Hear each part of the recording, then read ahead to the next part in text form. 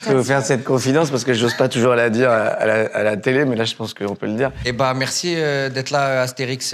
Astérix, on est content. Ouais, Ça y est, on va m'appeler Astérix. Ah, ça y est. ouais, c'est Mais bien. déjà, la sortie du Cinoche, la dernière fois, là, l'avant-première, c'est la première fois de ma vie. Moi, j'ai jamais eu des enfants qui me connaissaient, en fait. Et l'autre jour, je suis sorti je suis rentré, mais inconnu total. Enfin, c'était assez calme. Je me suis dit, déjà, ça sent pas bon. J'ai plus de public, ils me reconnaissent plus avec les cheveux gris. Et je suis sorti, et il y avait 60 mômes de 12-13 ans avec leur portable. « Hey, Guillaume, on fait un selfie, Guillaume !» C'est ce que disait Michael Jackson aussi. Et Zlatan, comment elle se fait cette C'est connexion? magnifique, Zlatan. D'où ça sort? Bah, Zlatan, en fait, je voulais un gladiateur. Tu vois, je m'étais dit McGregor ou un mec comme ça. Ah tu ouais, vois, c'est pas mal. un mec ou un grand boxeur, je sais pas. Et puis à un moment, on était dans la réunion comme ça, et il y a Johan qui était avec nous, un mec qui bosse avec nous, qui était un des coproducteurs, et qui me dit, mais Zlatan. Et je dis, Ah ouais, évidence, quoi. ouf. Et donc là, j'arrive par un mec que je connaissais au PSG, et donc et j'arrive à avoir les coordonnées de Zlatan. J'ai envoyé un email, il me répond jamais. Il m'a répondu 1 an après le tournage, au mail, avec des morts de rire en me disant truc. Bon, bref, j'avais entre-temps réussi à avoir son numéro de téléphone, et je l'ai un soir, et là, je vous l'ai déjà raconté, mais je vous le raconte pour les gens. Je l'ai au téléphone et je commence à lui raconter tout ça. Et il est impressionnant quand même, quand il parle et tout, tu te dis, c'est voilà. Et ils me disent, mais c'est pour jouer quoi? Et je lui dis, c'est pour jouer le bras droit de... Il parle anglais et Ouais. fais-nous-le. En anglais, je dis Il en parle anglais. anglais, on dirait le mec à qui il a pété gosse dans Tekken. Ok. Hello, this is Zlatan. Ok. I'm ready for it. Donc je le fais en anglais. Ouais, fais-nous l'anglais. Et donc je lui dis, c'est pour jouer César's bodyguard, bras droit de César. Il y a un temps, silence. How come César can play César's bodyguard? Donc là je dis, ok, le mec... C'est il est mythique. extraordinaire, c'est tellement lui, quoi. C'est lui. Et après il me demande au niveau de la thune, il me dit, mais et what about the money? Et je dis, mais ça, c'est le producteur, faut voir avec lui et tout ça. Il me dit, OK, you're not gonna pay me with the pass for 1 year de Parc Astérix. Et en fait, voilà. Et après, j'ai été le rencontrer à Milan et je me suis retrouvé au restaurant avec lui. J'ai jamais vu ça. Il y a le restaurant entier Qui se fiche. qui sont venus à la table demander un par un, pendant tout le dîner, un autographe. Mais même le cuistot, les serveurs, tout le monde est venu C'est une un farce, par ça, un ouais. pendant tout le temps. On dîne. Et lui, ça alternait entre un mec hyper timide, gentil, comme ça, qui me parle, qui écoute. J'avais apporté les trucs des décors, les trucs des personnages et tout. Et ça passait à... C'est... Comme ça, genre le mec, tu vois, il reprenait sa posture, son truc, un truc. Et après, je lui dis, mais c'est quoi ce switch, en fait, tout le temps? Et il m'explique, en fait, que quand il était gamin, il n'avait pas confiance en lui. Il était hyper timide, il était... voilà. Et c'était un youve, un peu, hein, quand même, le premier jour, c'est un armure. documentaire. Ouais, il a eu des... ouais. Le premier jour d'entraînement au foot, il vole le vélo de son entraîneur, il se barre avec. Ouais, C'est sympa. hein. On vient d'une ville très compliquée, je Ouais. crois. Ouais. Parcours de... Et donc là, il me dit, bah voilà. Et en fait, quand je rentrais sur le terrain, j'avais besoin d'avoir confiance en moi.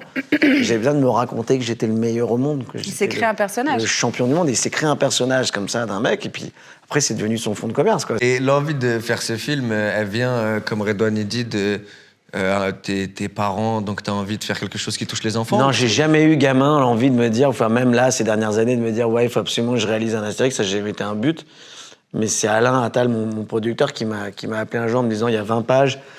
En fait, il y avait un concours que Johan Bayada, un producteur, avait gagné auprès d'Hachette, et c'était ce projet d'Astérix Obélix en Chine. Et en fait, ils avaient 20 pages qu'ils m'ont envoyé. Et là, j'ai eu envie, parce que je me suis dit, il y a matière à faire un film, pas qu'une comédie, un film d'aventure, avec des effets spéciaux, avec des batailles, avec, enfin, tu vois, un truc que j'avais jamais fait, en fait, avant. Et du coup, ça m'a chauffé à ce moment-là. Mais bon, gamin, je lisais les BD de mon père, et je lisais, avant ça, les albums à mes gamins. Et comment choisir un Obélix?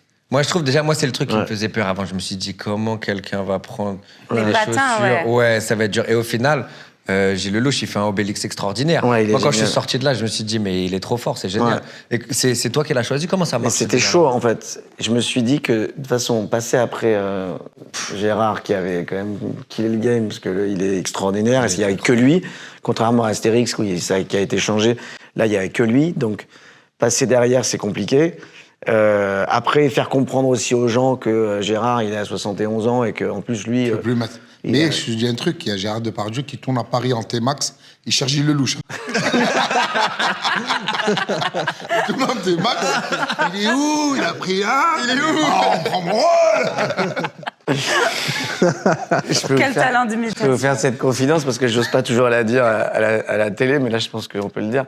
Je l'ai appelé un jour pour lui dire, voilà, je voulais te dire que, bon, voilà, on allait changer. Ben, il dit, ouais, mais je suis au courant, tout ça. Mais de toute façon, moi, je pouvais pas, tu sais, je suis passé complètement à autre chose et tout ça, il y a pas de problème et tout. Et il me dit, bon, alors, qui ça va être, alors, et tout ça. Et je lui dis, bah, sûrement, il me dit, c'est ton copain Lelouch. Je dis, ouais, a priori, ça devrait lui. Bah, c'est très bien, tu sais, c'est des amis, hein, ils sont pas, hein. Astérix et Obélix, c'est juste des potes. Nous, avec Gilles, ce qu'il faut savoir, c'est que quand on a commencé à répéter, à travailler avec le film, sur le film, genre 1 mois et demi avant le début de tournage, on se retrouve au studio là-bas où il y avait les décors qui se construisaient et tout. On se retrouve dans une salle et je lui dis, il faut vraiment qu'on bosse. Je pense que c'est bien qu'on fasse. Il a une senti la répète. patate. Il a dit, écoute, je l'ai vu en essai. Il Non, faut mais, là. non, mais je pense qu'il faut qu'on bosse. Et on n'avait jamais répété ensemble. Et on arrive, on met les costumes, et on est dans une grande pièce comme ça, et on fait la première scène de la forêt, là. Mais une catastrophe. Mais une catastrophe. C'est-à-dire que lui, il imite Depardieu, moi, j'imite Clavier, et on fait un espèce de truc, mais à chier, quoi. Et là, je commence à transpirer, je commence à me dire, mais on va dans le mur, mais c'est une catastrophe. Et en fait, je me suis dit, mais il faut qu'on ait quelqu'un, parce que moi, je réalise le film, mais moi, il faut que je bosse avec quelqu'un, il faut que j'ai des trucs. Et j'avais entendu parler d'un mec qui s'appelle Patrick Marchaudon, qui est un coach d'acteurs, en fait, qui a bossé avec plein de grands acteurs et tout, qui est très réputé. Et le mec, je le rencontre, et il m'emmène marcher. On marche, et il me dit, vas-y, raconte-moi l'histoire, mais comme si t'étais Astérix. C'est-à-dire, c'est Astérix qui me raconte l'histoire. Donc je commence en disant, bah voilà, ça a commencé la dernière fois, on était en forêt. Je lui dis que je trouve que franchement, on bouffe trop de sanglier parce que c'est matin, midi et soir. Quand c'est pas la cervoise, on a quand même une hygiène de vie. Puis il y a la potion magique, on sait pas ce qu'il y a dedans, on n'a pas le recul, on n'est pas sûr que ce soit bon. Et je lui raconte l'histoire et en fait, je me rends compte qu'en racontant l'histoire, je parle comme un ado. Il dit, vas-y, va au bout ton truc. Et en fait, en racontant l'histoire, je trouve petit à petit la voix, la manière de parler, le rapport avec Obélix et tout ça et tout. Et donc j'appelle Gilles, je lui dis, franchement, vois-le, c'est super. Gilles bosse avec lui, il me rappelle, il me dit, il est dément, c'est génial, j'adore et tout ça. Et je pense qu'ils ont fait un boulot génial.